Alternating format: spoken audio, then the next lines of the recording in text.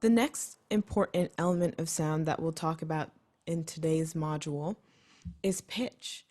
Pitch is the highness or the lowness of a tone, right? A tone being that musical identity of a sound.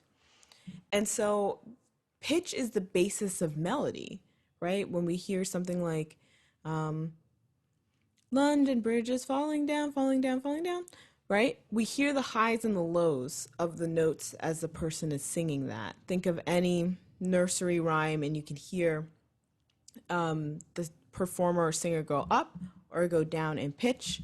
Pitch is actually based off of a more physical property of sound called frequency.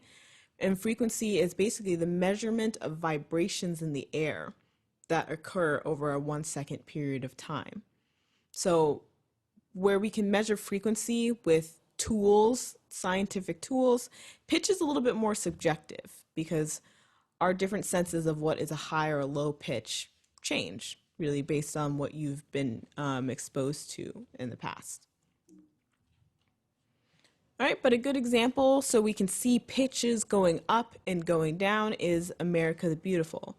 Remember, I can't sing, so don't think I'm gonna do anything great right now, but oh beautiful for spacious skies, for amber waves of grain, right? You can see as my voice goes up and down and up and down, that contour of pitch that is being followed, all right? And so an important part, just like rhythm, of understanding how music works is understanding how we organize pitch, right? We talked about how we organize rhythm into different pulses and beats and meters. We organize pitch into scales generally. And scales are just pretty much ascending and descending patterns, series of notes with different pitches, right? So I'll play you a couple examples. This is the major scale. This is a prominent 7-note scale that we often hear in Western and European-based music.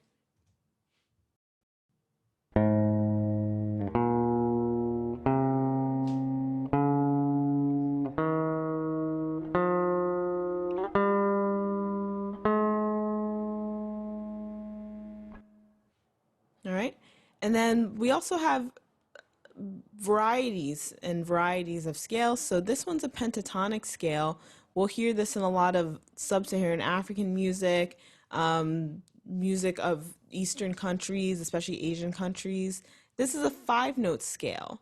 And these scales serve as the basis for how we create different melodies and chords and sounds and organize pitch within a single song.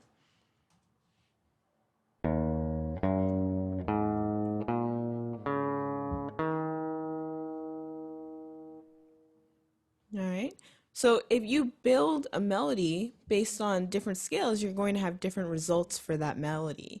And that's sometimes a way that we identify musics from around the world is by what scale and how they organize pitches that they use. All right. So what I want you to do is take a moment and listen to the microtonal scale. There's a microtonal keyboard, and basically this is a very tiny system of notes.